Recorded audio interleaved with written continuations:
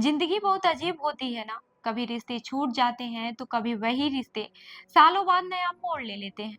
कुछ ऐसा ही हुआ था बुंदेलखंड की कुख्यात डकैत कुसमा नाइन के साथ, जो 47 साल पहले अपने पति केदार को छोड़कर बागी बन गई थी।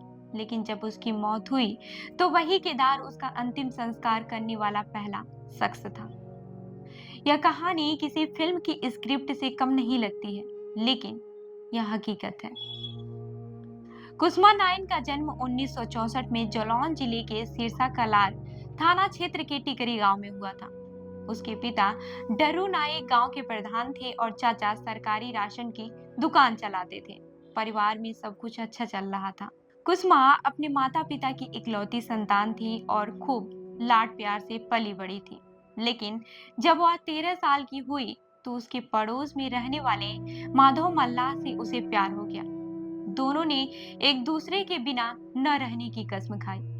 प्यार इस कदर परवान चढ़ा कि वह घर से भाग गई और माधव के साथ रहने लगी। लेकिन समाज और परिवार को यह मंजूर ही नहीं था।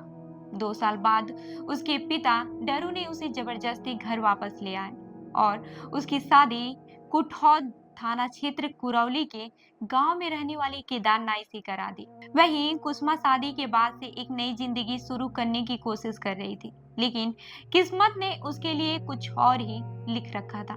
शादी के करीब 1 साल बाद उसका पुराना प्रेमी माधव कुख्यात डकैत विक्रम मल्लाह के साथ कुरौली गांव पहुंचा और उसे जबरदस्ती अपने साथ ले गया। केदार ने ससुर डरू को इसकी जानकारी दी, लेकिन जब दोनों ने कुसुमा से घर वापस चलने के लिए कहा तो उसने साफ इनकार कर दिया। इसके बाद से कुसुमा माधव के साथ डाकू बन गई और बुंदेलखंड की बिहड़ों में उसकी दहशत बढ़ने लगी। धीरे धीरे वह पुलिस के लिए सिरदर्द बन गई। कुसुमा ने जब देखा कि उसका पति अकेला है तो उसने खुद ही उसकी शादी दूसरी महिला से करा दी। इस शादी से केदार के 3 बच्चे हुए, लेकिन कुसुमा और केदार के बीच बातचीत जो है कभी भी बंद नहीं हुई। वह अभी भी एक दूसरे से जुड़े हुए थे। लगभग 30 साल तक डकैत की गैंग का हिस्सा रहने के बाद कुसुमा ने 2004 में दस्यू राम आसरे उर्फ फक्कड़ बाबा के साथ आत्मसमर्पण कर दिया।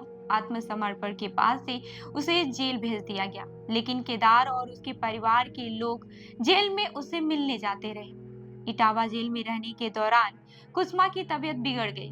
हालत इतनी खराब हो गई कि उसे लखनऊ के अस्पताल में भर्ती कराना पड़ा, लेकिन इलाज के दौरान 2 मार्च को उसकी मौत हो गई। वहीं जब उसका बड़ा बेटा शैलेंद्र रविवार रात उसका शव गांव लेकर पहुंचा तो वहां पहले से ही पुलिस और गांव वालों की भीड़ जुट गई, लेकिन रात होने की वजह से अंतिम संस्कार नहीं किया गया। सोमवार सुबह जब सूरज निकला तो गांव के लोग इस बात को लेकर हैरान थे कि जिस पति को 47 साल पहले छोड़ दिया था, वही आज उसके अंतिम संस्कार की जिम्मेदारी निभा रहा था। सुबह करीब 7:30 बजे केदार ने कुसुमा को मुख अग्नि दी। वहीं कुसुमा की कहानी हमें यह बताती है कि जिंदगी चाहे जितनी भी लंबी क्यों ना हो, आखिर में इंसान वही लौटता है जहां से उसने सफर शुरू किया था। नफरत, प्यार, गुस्सा, बदला, इन सब के बाद भी इंसान की सबसे बड़ी ताकत उसके रिश्ते में होती है। वहीं कुसुमा ने 47 साल पहले जिसे छोड़ा था, उसी के हाथों से आखिरी विदाई पाकर उसने अपनी जिंदगी का सफर खत्म किया। तो इस खबर पर क्या है आपकी राय, हमें जरूर बताएं। और ऐसी ही अन्य खबरों के लिए जुड़े रहिए हमारे साथ। देखते रहिए जन दर्पण न्यूज। धन्यवाद।